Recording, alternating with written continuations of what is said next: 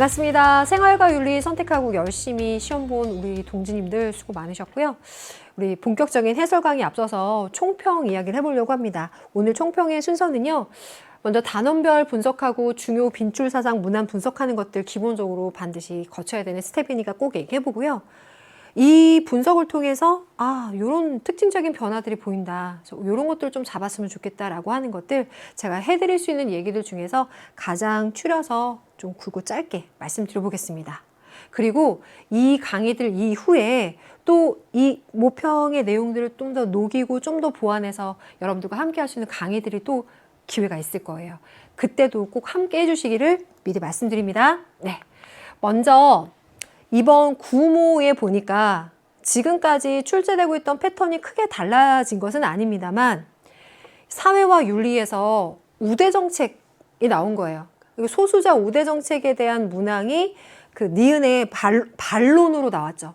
그러다 보니 이 사회와 윤리 파트에 하나가 더 추가됐다라고 볼 수 있고, 뭐 예전에 생명과 윤리에 나왔었던 다양한 윤리적인 이슈들을 가지고 그렇게 문항을 설계했던 거에 비해서 사회와 윤리 쪽에 들어갔는데 그게 어떤 주제이냐는 큰 임팩트를 준다라고 할 수는 없지만 중요한 건 그래도 사회와 윤리라고 하는 거에 우대정책이라고 하는 걸 본격적으로 이렇게 출제한 소재는 아니었는데 그런 소재가 나왔다는 것 자체만으로 좀 새로운 이미지는 있을 수 있었겠다.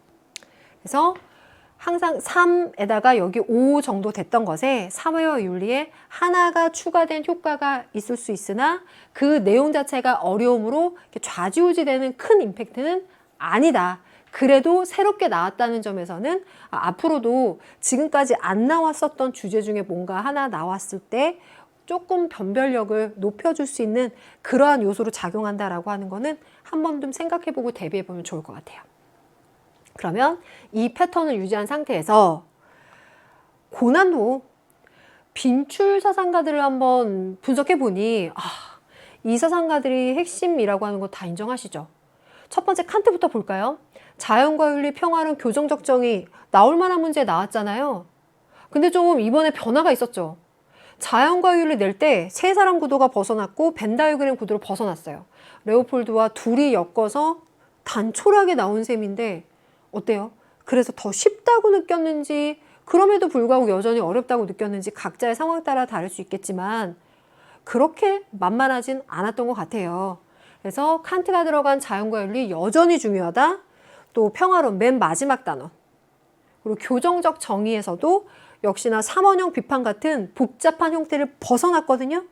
그 덕에 그래도 조금 수월함은 있었던 것 같은데 여전히 교정적 정의에서도 칸트의 이 포지션이 너무나 중요하다는 걸 생각해 보시면서 11월에 또 이 변화를 그대로 나올지 아니면 원래 썼던 방식으로 낼지 두 가지의 가능성을 다 두고 좀 꼼꼼하게 공부해 둬야 될 것 같습니다.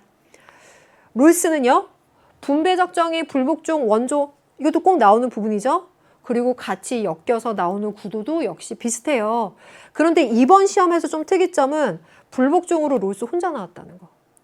그리고 그 선지에 봤을 때 롤스가 아닌 다른 사상가의 어떤 관점에서 뭐 특히 틀리다라고 좀 쉽게 제외할 수 있는 것보다는 롤스 입장에서 조금 더 엄밀히 좀 판단을 해봐야 된다 할까?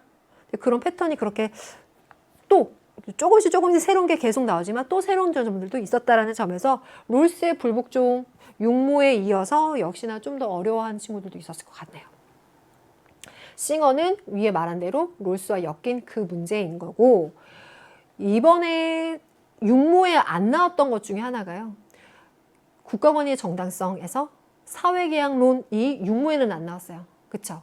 동양적인 관점에서 녹여내서 냈는데 이번에 사회계약론이 나왔으니 수능은 어떻게 할까를 생각해 본다면 안 할 수는 없겠죠. 그래서 이 구도들이 바뀐 변화의 포인트들과 앞으로 계속 보여주는 새로운 선지의 구성 그 포인트 하나하나들 그리고 육모에 안 냈어도 그래도 낼 것 같은 그런 뭔가 공부를 해야 되겠다라고 하는 느낌을 받는 그런 주제들까지 챙겨볼 수 있는 것 같아요. 이걸 토대로 제가 지금 말씀드린 것처럼 요런 특징들이나 변화들이 보인다. 솔직히 하고 싶은 얘기 되게 많죠. 교실에서 만났으면 확 풀렸을 텐데 좀 추리고 추려서 네, 또 말로만 하면 여러분들이 또 그냥 잘 집중이 안 될 수도 있으니까 한번 쭉 그래도 한번 정리를 해보자라고 해봤더니 문항 주제도 좀 달라진 게 있고 선지에서 이거 옳은 거야 그른 거야 이 판단할 때 진위 여부 판단할 때 포인트가 살짝 다른 느낌이에요. 그러니까 선지의 문장 자체가 좀 달라진 느낌이 있는데 그게 뭐냐라고 보면 이번에 굉장히 컸던 건 와 자연과 윤리가 벤 다이어그램에서 탈피했다 세 사람을 탈피했다라고 하는 거 굉장히 컸죠. 그러다 보니까 5번 바로 앞 페이지에 5번 문제에서 동물 실험 주제로 냈어요. 이거 교육과정 개정되면서 동물 실험이 생명과 윤리 파트에 들어가서 얼마든지 낼 수 있을 만한 주제가 되긴 했지만 워낙 막강한 자연과 윤리라는 파트에서 싱어나 레건 같은 사람에게서 동물 권리나 이런 거 얘기할 수 있어서 꼭 동물 실험 주제 혹은 동물 권리 문제로 꼭 나오던 주제는 아니었거든요. 타겟이 되는 그런 문항은 아니었어요. 그런데 그 동물 실험 주제를 5번에 내고 6번에는 칸트와 레오폴드 두 사람만으로 이렇게 내다 보니까 그냥 제가 생각한 제 뇌피셜로는 자연과 윤리라고 하는 거에 변화를 주면서도 무게를 좀 분산시킨 그런 느낌이 있었어요. 이건 좀 큰 변화였던 것 같아요. 7번에 소수자 우대 정책 들어간 거는 연계교재에서 계속 시도됐지만 평가원에서 본격적으로 이렇게 물어봤던 거.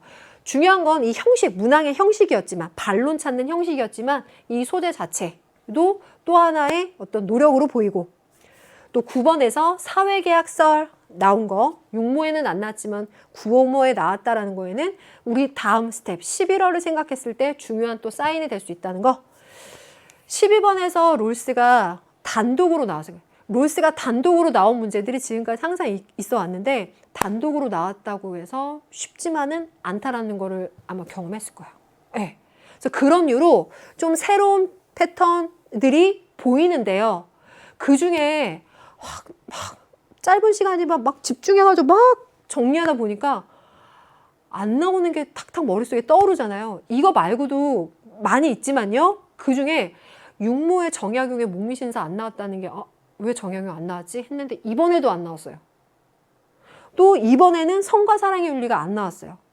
그런 이유로 아예 육모, 구모에 다 안 나오는 주제도 있고 육모와 구모를 생각했을 때 퐁당퐁당 하면서 나오는 주제들이 있어요.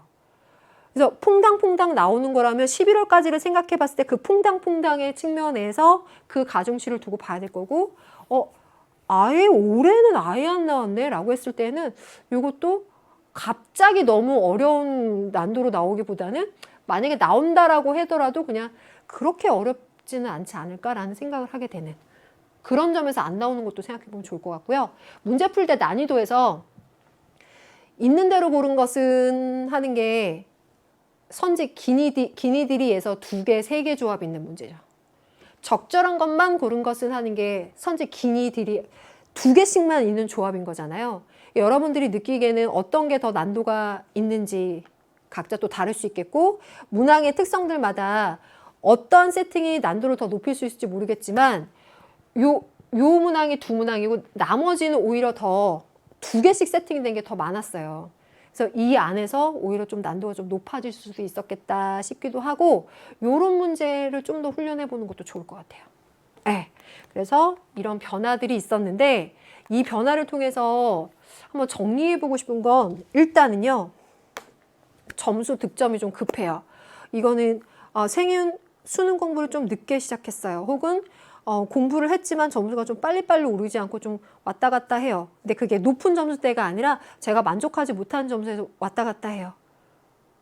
아니면 더 직접적으로 저는 사탐런 했어요. 라고 하는 여러저러 상황에서 점수를 좀 빨리 따고 싶어요. 라고 하는 친구도 있을 거 아니에요. 그러면 어떻게 해야 돼요? 공부 오랫동안 해도 틀릴 수 있는 변수가 작용하는 고난도 문항 자체보다는 상대적으로 개념적인 난도는 좀 쉬운데 그게 3점인 문항이 있어요, 여러분. 그러니까 우리가 보통 얘기할 때는 롤스, 노지, 칸트 나온 그게 워낙 중요한 사상감이 맞아요. 고난도인 주제 맞아요. 그러면 그걸 그냥 3점이다라고 탁 퉁치고 이렇게 얘기해 버리는데 문항 전체에 20문항을 두고 그걸 두고 배점을 했을 때에는 꼭 그 고난도 개념인 문항이 다 꼭 3점인 것만은 아니에요. 이 유연성 있는 세팅이 있어요. 그 절묘한 세팅이 있거든요. 제가 보기에 그렇다는 거예요.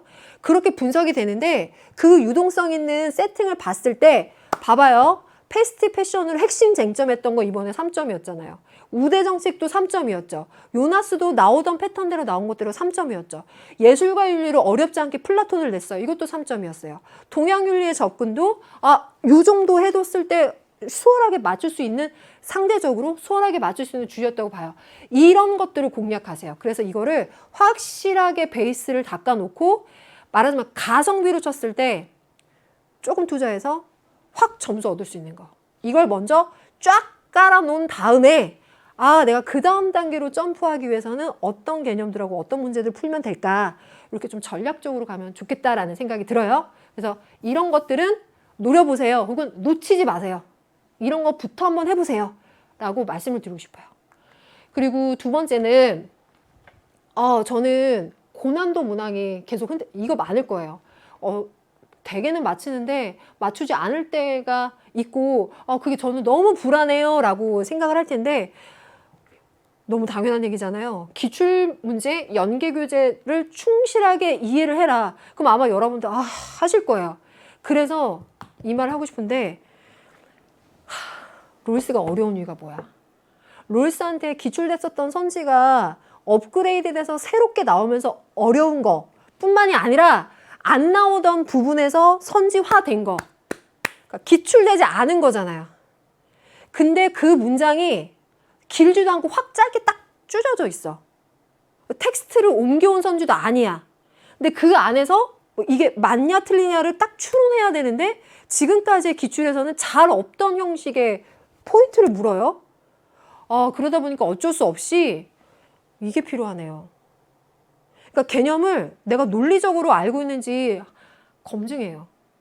맞췄다, 이게 내가 알고 있다라고 생각하지 마시고, 이 맞춘 거를 출제자의 의도대로 내가 잘 이해하고 있는지 검증해 보면서 내 빈 부분을 계속 메꿔야 되거든요. 그게 여러분들 너무 흔한 것 같지만 해설서나 해설 강의들 있죠. 이런 거 들었을 때 나는 요 순서대로 접근했는데 내가 요런 부분을 모르는 게 있었구나, 요런 부분을 내가 간과했구나, 이런 것들을 끼워 맞춰야 돼요. 그것을 문항 안에 세팅해서 훅 물어봤을 때 생각해 볼 수 있는 힘이 생겨요. 그래서 그 사고력이 어쩔 수 없이 필요하네요. 개념의 힘과 함께 사고력. 이런 주제들을 보니까 특히나 그런 게 필요하겠다라는 생각이 듭니다. 하고 싶은 얘기들 많은데 우리 파이널 체크 포인트 같은 다음 강의들에서 이런 얘기 좀 더 본격적으로 하기로 하고요. 제가 최대한 여러분들한테 도움될 수 있도록 또 준비를 할게요. 그리고 지금 방금 말씀드린 건데 흔한 얘기 같지만 정말 중요한 얘기 같아요. 선생님, 저 수특수한 다 풀었어요. 기출 다 풀었어요. 몇 번 돌렸어요. 선생님, 저 그 개념 알아요 라고 하거든요. 내가 스스로 풀어봤어, 알아 라고 하는 수준과 출제자가 학생들이 그 안다라고 하는 그 시점에서 어느 부분이 구멍이 있는지 파악하고 있는 걸 생각해 보면 그 깊이나 수준은 꽤 다를 수 있어요. 내가 풀어봤고 알았다라고 하는 것 자체에 자신감을 갖는 건 중요하지만 너무 만족하지 말고 혹시 빈 부분은 뭐가 있을까를 끊임없이 검증해 보는 게 중요합니다. 우리가 지금까지 함께 시간 들여서 노력했던 거 우리 서로 기억하잖아요. 그거가 동력이 돼서 남은 시간 서로에게 힘이 되면서 조금만 더 힘을 내보죠. 육모, 구모, 사인은 다 보여줬으니까 우리 수능 때까지 조금만 더 힘냅시다. 제가 진심으로 응원하겠고요. 남은 강의에 좋은 기회를 살려서 이런 것들 더 보완할 수 있도록 준비해 올게요. 여러분도 수고 많았습니다. 다음에 또 만나요.